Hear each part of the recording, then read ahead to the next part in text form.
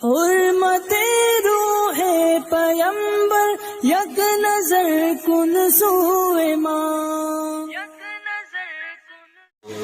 पर्दा नशीन माओ और बहनों, अस्सलामु अलैकुम व रहमतुल्लाहि व बरकातुहू। वालेकुम सलाम व रहमतुल्लाहि व बरकातुहू। नहमदुहु व नसल्ली अला रसूलिहिल करीम, अम्मा बअद, फ़अऊज़ु बिल्लाहि मिनश शैतानिर रजीम। बरकत बिस्मिल्लाहिर रहमानिर रहीम। या अय्युहल्लज़ीना आमनू वब्तगू इलैहि वसीला। सदक़ल्लाहु मौलाना अज़ीम व बल्लगना रसूलुहुल नबिय्युल अमीनुल मुकीनुल मुबीनुल मुअय्यिनुल करीम। व नहनु अला ज़ालिका लमिनश शाहिदीन व शाकिरीन वल्हम्दुलिल्लाहि रब्बिल आलमीन। आइए एक मरतबा बावाज़ बुलंद दुरूद शरीफ पढ़िए। अल्लाहुम्मा सल्ली अला सय्यिदिना व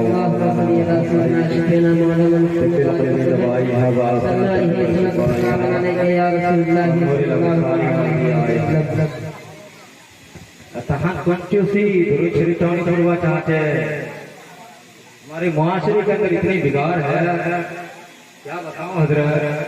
हम लोग जहाँ बड़ा प्रोग्राम करते हैं तो जितने लोग आते हैं 100 रुपये 50 रुपये 10 रुपये दे करके जाते हैं, इस नियत से कि हम सिर्फ जलसा करने के लिए नहीं आए हैं, बल्कि हुजूर आला हज़रत के आशिक के अपने आशिक की पेश करते हैं, ताकि हमारा नाम भी शामिल हो जाए नीतियों के रजिस्टर। लेकिन आज हम लोग एक अकेला जलसा करते, किसी से ये नहीं कहते कि हमें चंदा दो, जबकि इंसानियत का तकाजा ये है कि खुद इंसान को चाहिए कि कम से कम 10 रुपए दे हुजूर आला हज़रत के नाम से शामिल तो हो जाए। और कितना बड़ा कंजूस, देखिए दुरूद शरीफ नहीं पढ़ते। अरे भाई, आप लोगों को मालूम नहीं है हम दुनिया में क्या कहते हैं कि फला शख्स बड़ा कंजूस है, खाने पीने में बहुत कंजूसी करता है, बखील है। लेकिन ये दुनिया का मामला है। सरकार फरमाते अल बखीलुल लज़ी मन ज़ुकिरा इंदहु फलम्मा युसल्ली इलैया। सबसे बड़ा बखील वो है जिसके सामने मेरा जिक्र हो और मुझ पर दुरूद शरीफ ना पढ़ा। आप बताइए कि बिल्कुल जुबान खोलना ही नहीं चाहते हैं, जबकि इस नियत से यहाँ आए हैं कि हमारे नामाए अमाल में कुछ नीतियाँ लिखी जाए। सुबहान अल्लाह कहेंगे तो 90 नेकी के हकदार बन जाएंगे। लेकिन कुरान के एक हरफ पढ़े तो बचने की आप लोगों को तो मालूम ही है। बहर ज्यादा टाइम नहीं लूंगा क्योंकि मेरी भी तबीयत सही नहीं है और उलमा की फहरिस्त बहुत लंबी है। तो मैंने इस आयत करीमा की तिलावत करने का शरफ हासिल किया। उसका तर्जुमा यही है कि ईमान वालों, अल्लाह से डरो और उसकी तरफ वसीला तलाश करो। अब वसीला का माने क्या है? सहारा, जरिया, आसरा। वसीला का माने ये है। वैसे दुनियावी एतबार से जैसा कि हम अभी हमारे मौलाना नौशाद आलम साहब जो मदरसा तंजीम से आए हैं, एक इदारा चलाते हैं, तो साइकिल से या मोटरसाइकिल से जरूर आए हैं। तो ये उनके लिए एक वसीला है। या कोई साइकिल से आए हैं तो वो उनके लिए वसीला है, कोई कार से आए हैं तो वो उसके लिए वसीला है। तो ये दुनियावी एतबार से वसीला है। या हम छत पर चढ़ते हैं तो जीना बनाते हैं, सीढ़ी बनाते हैं, तो इसीलिए हमारे लिए एक वसीला है। लेकिन जो हजरात ये कहते हैं कि वसीला की जरूरत नहीं है, डायरेक्ट अल्लाह से मांगो, तो उनसे कितना कह दो कि तुम डायरेक्ट छत पर चढ़ करके दिखा दो, हम मान जाएंगे।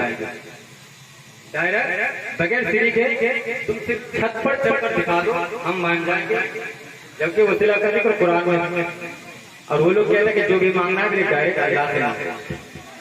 तो बहरहाल ऐसे लोगों के चक्कर में नहीं पढ़ना है और आला हज़रत को समझने के लिए भाई इल्म की जरूरत है, अमल की जरूरत है, उलमा की सोबत में रहना है, उलमा की सोबत में उठना बैठना, तभी जाकर आप आला हज़रत को समझ पाएंगे। वरना बड़े बड़े उलमा भी आला हज़रत को नहीं समझ पाते। आला हज़रत की शख्सियत का नाम है। वरना मैं आपके सामने आज 3 साल से आला हज़रत पर बोल रहा हूँ। अगले बार मैंने बोला था कि आला हज़रत को आला हज़रत क्यों कहते हैं। इससे अगले बार बोला था कि इमाम अहमद रज़ा है कौन। उससे पहले बोला था कि अल्लाह की सरता वक़दम शान है, ये इंसान है, इंसान वो इंसान है। आज मुख्तसर टाइम में बताना चाहता हूँ कि इमाम अहमद रज़ा का बचपन का ज़माना है। मुल्क सुफन की शाही रज़ा मुसल्लम जिस सब तक आ गए हुए उसने बिठा दिए हैं, और वो रज़ा की नेज़े की मार है कि अदू के सीने में वार है, और कसे चारा जोई का वार है कि वार वार से पार है। और कोई फिर से अहमद रज़ा भेज यारब, अजब नैशियों का चलन देखते हैं। ये शेर बड़ा आप सुनते रहते हैं, मैं ज्यादा टाइम ले लूंगा। में समाप्त फरमाइए कि आज हम लोग चाहते हैं कि हमारा बेटा इंजीनियर बन जाए, डॉक्टर बन जाए, एसपी बन जाए, जज बन जाए, वकील बन जाए। सब चाहते हैं कि मेरा बेटा दौलतमंद बन जाए, मगर कोई ये नहीं चाहता कि मेरा बेटा आशिक़ रसूल बने। सब चाहते हैं कि मेरा बेटा इंजीनियर बन जाए, मगर कोई ये नहीं चाहता कि मेरे बेटे की आखिरत कैसे सवार है, मेरे बेटे के दिल में नबी की मोहब्बत कैसे बसेगी।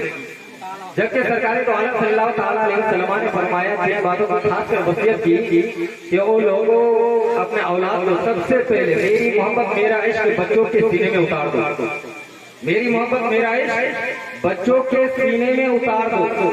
दूसरी बात, अहले बैत अत्हार की मोहब्बत बच्चों के दिलों में उतार दो। तीसरी बात, कुरान सिखा दो। लेकिन आज इन तीन चीजों से हम सब दूर भागते हैं। इसीलिए बच्चा जब डॉक्टर बन जाता है, इंजीनियर बन जाता है, एसपी बन जाता है, जज बन जाता है, जब उसके पास दौलत आ जाती है तो फिर माँ बाप को भूल जाते हैं क्योंकि वो आशिक है नहीं। काश अगर आशिक रसूल हो के दिल में नबी की मोहब्बत होती, अगर से वो डॉक्टर बन जाता, इंजीनियर बन जाता, एसपी बन जाता, जज बन जाता, मगर जिसके दिल में नबी की मोहब्बत होगी वो कभी अपने माँ बाप को धोखा नहीं देते। कभी तो हमारे अंदर है ना, बचपन में सबसे पहले हम लोगों को चाहिए कि बच्चों को कुरान सिखाए, साहबा का तौर तरीका बताए, खलीफा राशिदीन कौन है ये सब बताए, नबी की मोहब्बत नबी का इश्क बच्चों के सीनों में उतारे। उसके बाद फिर आप इंजीनियर बनाए, डॉक्टर बनाए, कुछ बनाए। पहली बात। दूसरी बात यह है कि आज हम लोगों की जुबान में सलाम नहीं है, जिसकी वजह से आज बाप बेटे में झगड़ा, माँ बेटी में झगड़ा, भाई भाई में झगड़ा, चाचा भतीजे में झगड़ा। और सरकार क्या फरमाते हैं कि सलाम में पहल करो, सलाम से मोहब्बत बढ़ती है, सलाम से मोहब्बत बढ़ती है। आइए हुजूर आला हज़रत का बचपना देखिए, बिल्कुल बचपने का आलम है। और सबसे पहले दिन वो मदरसा गए पढ़ने के लिए, कहा मकतब में गए। उस्ताद साहब सलाम का जवाब ये है वालेकुम सलाम व रहमतुल्लाहि व बरकातहू। जैसे ही उस्ताद ने इमाम अहमद रजा के नाम से, इमाम अहमद रजा के जुबान से सलाम का जवाब पाया, अल्लाहु अकबर, उस्ताद ने अपने हाथ को इमाम अहमद रजा के सर पर फेरते हुए दुआएं देते हैं कि ऐ पाक परवरदिगार इस बच्चे को बड़े से बड़े आलिम दीन बना दे। अल्लाहु अकबर। उस्ताद की नजर पड़ी, उस्ताद की दुआओं का असर ये हुआ कि वो इमाम अहमद रजा नहीं रहा बल्कि वक्त का मुजद्दिद बन गया। तो सलाम में बहुत भाई, ये मत देखो ये हमसे छोटे हैं, ये बड़े हैं। सलाम में कोई उम्र नहीं देखा जाता, बड़े भी छोटे को सलाम कर सकते हैं, छोटे भी बड़े को सलाम कर सकते हैं। पहली बात। अच्छा, दूसरी बात ये है कि हुजूर आला हज़रत का बचपना है, जिंदगी का पहला रोजा रखा, जिंदगी का पहला रोजा रखा। अल्लाह अकबर। आज अगर किसी के घर में कोई छोटा बच्चा रोजा रखते हैं तो माँ बाप से बेटा तू रोजा नहीं रख पाएगा, शिद्दत से तरफ जाओगे, बेटा कमजोर हो जाओगे, बीमार पड़ जाओगे, रोजा मत रखो। यहाँ तक के बच्चे के दिल में जज्बा है, जुनून है कि मैं रोजा रखूंगा, मगर माँ बाप कहते हैं मत रखो, तबीयत बिगड़ जाएगी। मगर बाहर ही हुजूर नबी अली रज़ा खां कुर्बान जाओ तेरी अज़मत पर। हुजूर इमाम इश्क और मोहब्बत इमाम अहमद रज़ा के वालिद का नाम क्या है? नबी अली रज़ा खां। हुजूर आला हज़रत इमाम इश्क और मोहब्बत ने जब जिंदगी का पहला रोजा रखा तो रोजा इफ्तारी के लिए घर में इंतजामात होने लगे। एक कमरे में फिरनियां ठंडी करने के लिए रख दिए और रोहितान का पथरीला इलाका, धूप में बला की तेजी, इसका असर ये हुआ कि दोपहर होते होते धूप प्यास की शिद्दत की वजह से चेहरे पर धूप प्यास का असर स्थायी होने लगा। तवज्जो से सुनिएगा, ज़ोहर की नमाज के बाद हुजूर नबी अली रज़ा का यानी हुजूर इमाम इश्क और मोहब्बत के वालिद मोहतरम ने अपने बेटे इमाम अहमद रज़ा के हाथ को पकड़ लिए और उस कमरे में ले गए जहाँ फिरनी ठंडी हो रही थी, जहाँ फिरनी ठंडी हो रही थी। उस कमरे में ले गए, ले जाकर दरवाजा बंद कर दी, खिड़कियां भी बंद कर दी। करने के बाद एक प्याला उठाते हैं, उठाकर अपने बेटे इमाम अहमद रजा के हाथ में देते हैं और अर्ज करते हैं, बेटा ये प्याला खा लो, ये फिरनी का प्याला खा लो। मगर इमाम अहमद रजा ने भी इस बचपने के आलम में अपने वालिद को जवाब दिया है। सख्त ये दिल पर नोट करने की बात है।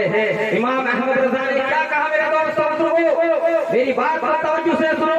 इमाम इमाम अहमद रजा ने उस बचपने में अपने वालिद से अर्ज करते हैं, अब्बू जान मैंने आपके लिए रोजा नहीं रखा, ना तो रिश्तेदारों के लिए रोजा रखा है, ना दुनियावी लोगों को दिखाने के लिए रोजा रखा है, बल्कि मैंने रोजा रखा है तो रब तआला के लिए रोजा रखा है। और मेरा रब वो है जो रात के अंधेरे में भी देख रहा है, दिन के उजाले में भी देख रहा है, हजारों करोड़ों भीड़ में भी देख रहा है, बंद कमरे में भी देख रहा है।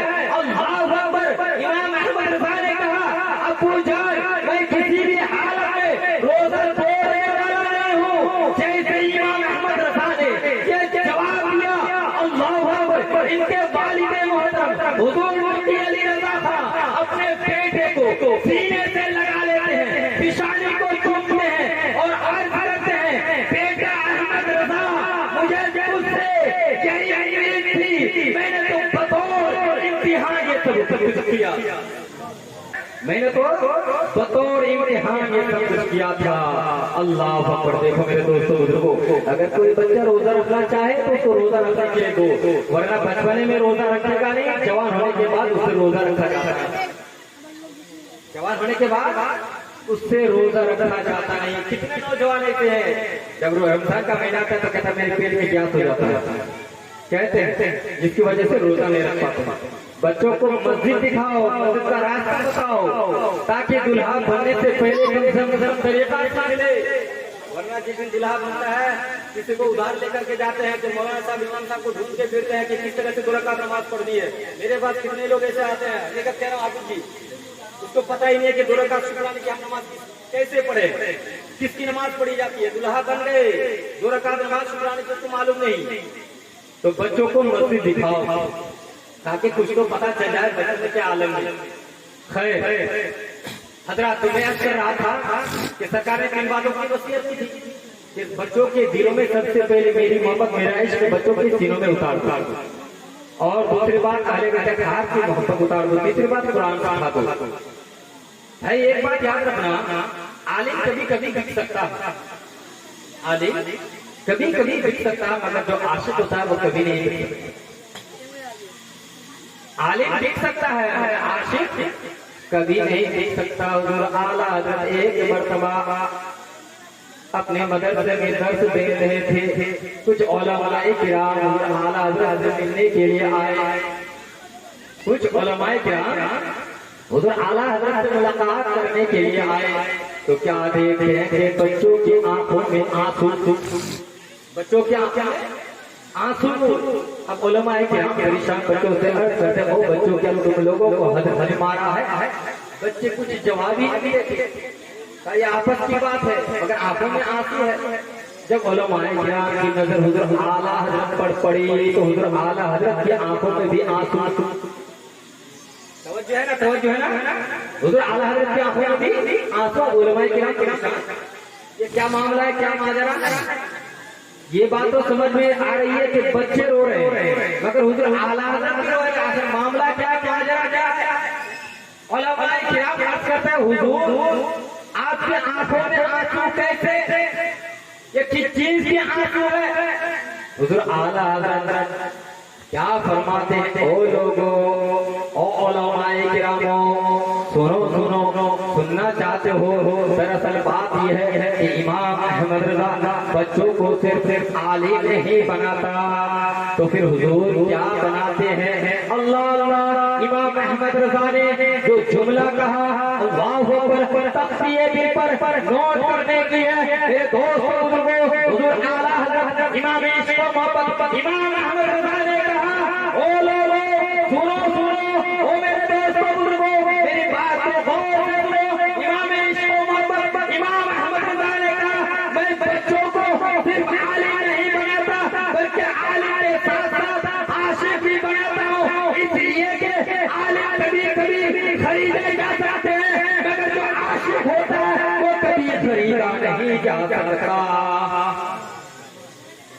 जो आशिक होता है वो कभी खरीदा नहीं जा सकता, इसलिए कि आलिम कभी कभी बिक सकते हैं मगर आशिक कभी नहीं बिक सकता। सरकार आला हज़रत तलबा को जो पढ़ाते थे सिर्फ आलिम नहीं बनाते थे बल्कि आलिम के साथ साथ आशिक रसूल भी बनाते। आज कुछ लोग कहते हैं कि हुजूर आला हज़रत के बारे में कुछ लोग कहते हैं कि ये वली नहीं है। अगर वली होते तो करामतें होते, हाँ वली होते तो करामतें होते। तो सुनो, हुजूर आला हज़रत एक दिन रज़ा जामा मस्जिद में बयान के दौरान ये अर्ज करते हैं कि मेरे नबी की हुकूमत आसमान पर भी है और ज़मीन में भी है। हुजूर आला हज़रत फरमाते हैं कि मेरे नबी की हुकूमत आसमान पर भी है और जमीन में भी है और जमीन के नीचे भी। मेरे नबी की हुकूमत आसमान पर भी और जमीन में भी।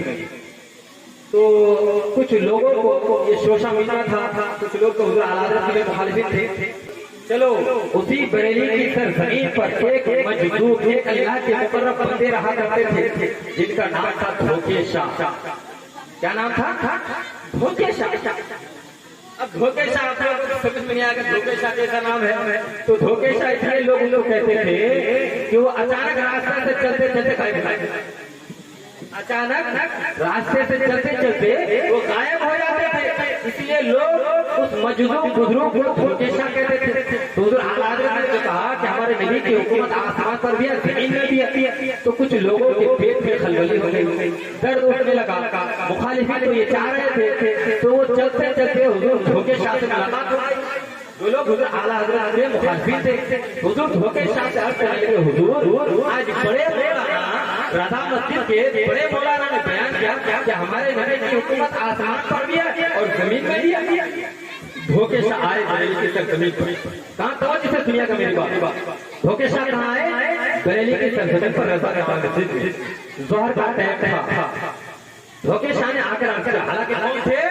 अल्लाह के वली थे, बाकरामत वली थे। मुखालिफिन खुशियां मनाने लगे कि आज तक बड़े मौलाना के खिलाफ कोई बोलने वाले नहीं थे, अब तो आ गए हैं, वो भी अल्लाह के वली है, बाकरामत वली है। आज तो रज़ा जामा मस्जिद में मजा आ जाएगा। मुखालिफिन हज़रात खड़े हैं और धोखे शाह आकर अर्ज करने लगे, ओ बड़े मौलाना आपने कहा कि हमारे नबी की हुकूमत आसमान पर भी है और जमीन में भी है। उधर आला हज़रत ने कहा हाँ मैंने कहा कि हमारे नबी की हुकूमत आसमान पर भी है और जमीन में भी है। धोखे शाह रहमतुल्लाह तआला अलैह आसमान की तरफ निगाहें उठाई। निगाहें उठाने के बाद अल्लाहु अकबर आंखों को बंद करते हैं फिर खोलते हैं। उसके बाद इमाम इश्क़ व मोहब्बत इमाम अहमद रज़ा के सामने अर्ज करते हैं नहीं हमारे नबी की हुकूमत सिर्फ जमीन पर है।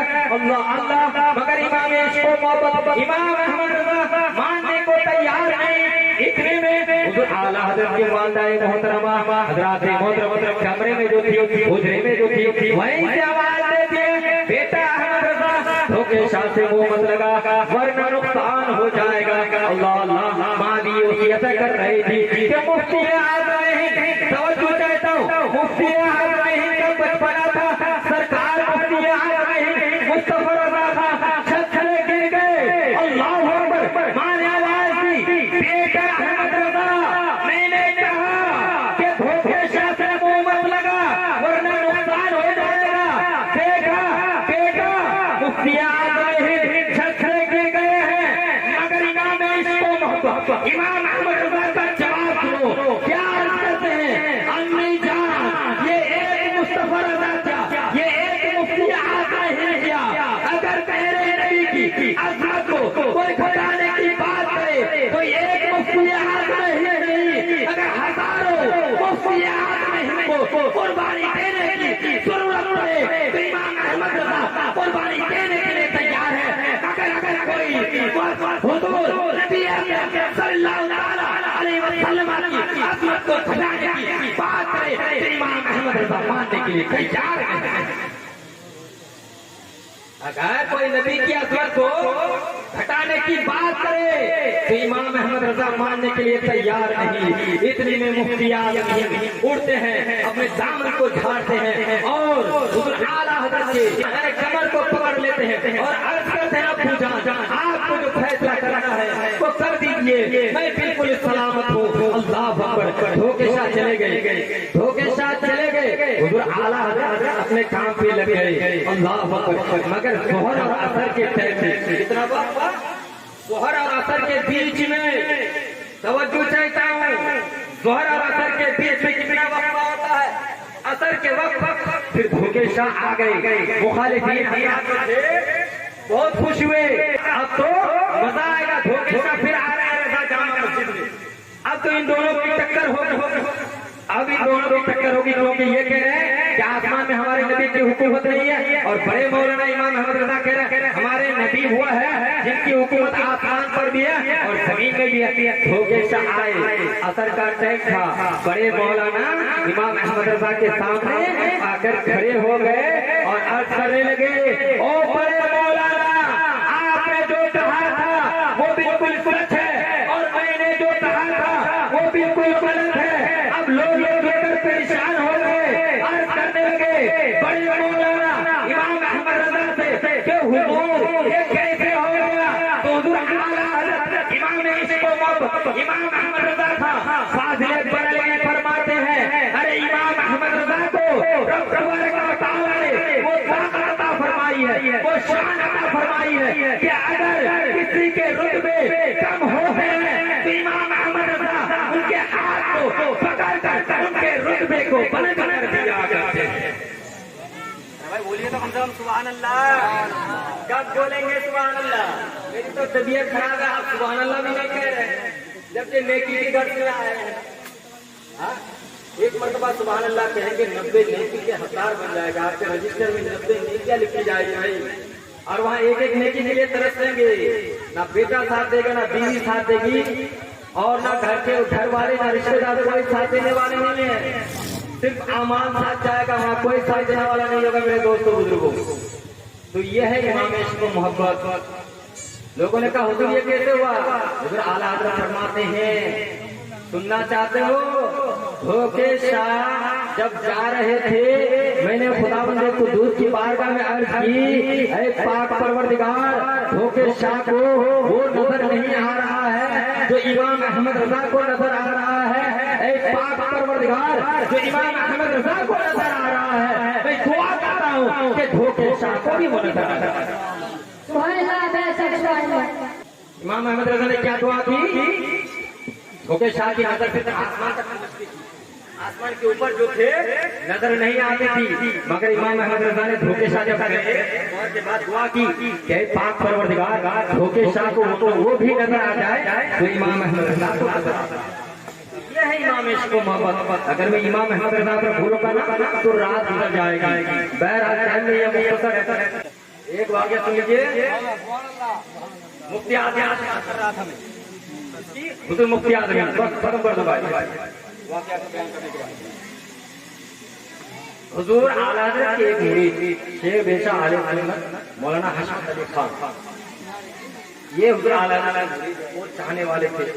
एक मरतबा गए अजमेर शरीफ फातिहा पढ़ने के लिए, तो अजमेर शरीफ से फातिहा पढ़ कर आए स्टेशन, तो प्लेटफार्म नंबर 1 पर वो खड़े हैं, छोटी लाइन से गाड़ी चलती थी, ट्रेन आएगी बैठे, और प्लेटफार्म नंबर 2 पर तबलीगी जमात वाले 40 की तादाद, कितने 40 की तादाद में, और उन लोगों की आदत होती है अगर सुनने अकेला होता है तो उन लोगों का साउंड बढ़ जाता है, सुनने अकेला होता है तो उन लोगों का साउंड बढ़ जाता है। जैसा कि हमें सीधे साधे लोग अगर हल करने के लिए जाते हैं तो मैं देखता हूँ मोबाइल में एक लाल रुमाल वाला पैदा है, किसी को भी पकड़ लेता है, सवाल करने लगता है, जबकि उन लोगों को अकीदा यह है कि डायरेक्ट अल्लाह से लाते दूसरों को जाहिर हम पर गवाह लाल रुमाल पहन कर दूसरों को गुमराह करता है, गुमराह है और दूसरों को गुमराह करता है। चाहे तो पता नहीं है उम्मीद गए तो कि जो मांगना है डायरेक्ट अल्लाह से मांगो, मगर दूसरों को क्यों समझाते? छोड़ दो ना समझाना, जाहिलों को कौन समझाए? तो अगर सुनने अकेला होता है तो उन बहादुरों देवताओं को साउंड बढ़ जाता है। कैसे? एक मरतबा हुजूर दहली की सरजमीन पर गए, हुजूर निजामुद्दीन औलिया के, तो वहाँ तबलीगी जमात का एक मरकज है 3 मंजिला, और तबलीगी जमात वाले इस तरह से फड़कर कर रहते हैं, छोटा छोटा सा कमरा है, एक रूम में 10 बाई 11 फीट के रूम में 40-40, 50-50 तबलीगी बिखरे हुए थे। लगता नहीं है कि यहाँ इंसान रहते हैं, मुर्गी का फार्म लगता है कि मुर्गी के बच्चे रहते हैं। तो उधर मुफ्ती आगे वहां चले गए तो उन लोगों को पता चला कि बरेली से कोई आए हैं, चलो इनसे सवाल करते हैं। तो भाई मुफ्ती आदमी तो ऐसे वैसे शख्सियत का नाम नहीं है, मुफ्ती आदमी से बात करने के लिए इल्म चाहिए। तो कौन जाए? तो 3 अमीर तैयार कर। कौन? 3 अमीर तैयार हुए मुफ्ती आदमी से सवाल करने के लिए। 3 आदमी तैयार हुए, गए जाकर मुफ्ती आदमी के सामने बैठ गए, जो कि आगे बैठ गए। बैठने के बाद अर्ज करते हैं, आका आपका नाम क्या है? कहते मुस्तफा रजा खान। आप कहाँ से आए हैं? बरेली से आया। किसके बेटे हैं? इमाम अहमद रजा का बेटा। कहाँ का हम कुछ सवाल कर सकते हैं? हाँ बिल्कुल कीजिए, क्या सवाल? क्या रसूल को इल्म गैब है? तवज्जो है ना? क्या रसूल को इल्म गैब है? तो हुजूर मुफ्ती आज़म ने कहा हाँ इल्म गैब है ना? क्या कोई दलील भी है? कर मान जाओ दलील क्या? वो दलील है, कुरान हदीस की दलील है, पढ़िए। क्या मान जाओ? क्या नहीं आता? आप दलील से पेश कीजिए, हम दलील से मानेंगे वरना नहीं मानेंगे। क्या मान जाओ? तो मुफ्ती आज़म क्या कहते हैं? अरे मान जाओ ना, वरना कुरान और हदीस की दलील भरी पड़ी है। मगर वो अमीर, वो तीनों तबलीगी जमात वाले मानने के लिए तैयार नहीं। तवज्जो है ना? मानने के लिए तैयार नहीं। ये पहले अमीर की कहानी बता रहा हूँ। पहले अमीर की कहानी क्या है कि माँ को धक्के दिया, जमीन पर गिर गई, चोट लगी। तो बेटे ने कहा अम्मी जान किसी से कहना है, वरना तबलीगी जमात से पैसा आना बंद हो जाएगा, तो फिर खाओगी क्या? माँ ने कहा बेटा सही है, मैं किसी से नहीं कहूँगी, अल्लाह तुमसे। और दूसरा अमीर कौन था? दूसरा अमीर वो था जो नौकरानी के साथ मुंह काला कर चुका था, पैसे देकर मुंह बंद कर दिया। तीसरा अमीर वो था जो यतीम का माल दबाए बैठा था, यतीम का माल खाए बैठा था, मगर दिखाता नहीं लिया था। अल्लाह अकबर। जब मुफ्ती आज़म हिंद से उन तीनों ने सवाल किया कि रसूल को इल्म गैब है, तो हुजूर मुफ्ती आज़म हिंद ने कहा हाँ, मुफ्ती आज़म हिंद ने कहा हाँ, बेशुमार इल्म गैब है। मगर उन तीनों आमिरों ने मानने के लिए तैयार नहीं हुआ। जब मानने के लिए तैयार नहीं हुआ तो हुजूर मुफ्ती आज़म हिंद को चला लाया और एक अमीर के गिरेबान को पकड़ा और कहा बता, तू कहता है कि नबी को इल्म गैब नहीं है, तू ये बता दे कि बीवी की मोहब्बत में माँ को धक्के देना कैसा है? सुभान अल्लाह। बीवी की मोहब्बत में माँ को धक्के देना कैसा है? अब उसकी बोली अंधेरी रात की बात सुन गई भाई, उसकी बोलती बंद। दूसरे अमीर के गिरेबान को पकड़ा और कहा बता, नौकरानी के साथ मुंह काला करना कैसा? उसकी भी बोलती बंद। हुजूर मुफ्ती आज़म तीसरे अमीर के गिरेबान को पकड़ते हैं और अर्ज करते हैं बता, यतीम का माल खाए बैठे रहना कैसा है? अल्लाह अकबर। जब तीनों अंधेरी कोठरी की बात, अंधेरी रात की बात हुजूर मुफ्ती आज़म ने खोली तो तीनों मजबूर हो गए, परेशान हो गए। तीनों मुफ्ती आज़म ने कदमों में गिर गए और गिर कर अर्ज करने लगे मुस्तफा रज़ा से तौबा करते हैं और सुन्नी बनना चाहते हैं, इसलिए कि जब बरेली के मुस्तफा रज़ा का ये आलम है, दोनों आलम के मालिक को मुस्तफा अहमद मुस्तफा मोहम्मद मुस्तफा सल्लल्लाहु अलैहि वसल्लम का ये है हुजूर मुफ्ती आज़म। तीनों कदमों में गिर गए और देवबंदियत से तौबा करके सुन्नी बन गए। वाह अल्हम्दुलिल्लाह रब्बिल आलमीन, अस्तगफिरुल्लाह रब्बिल आलमीन।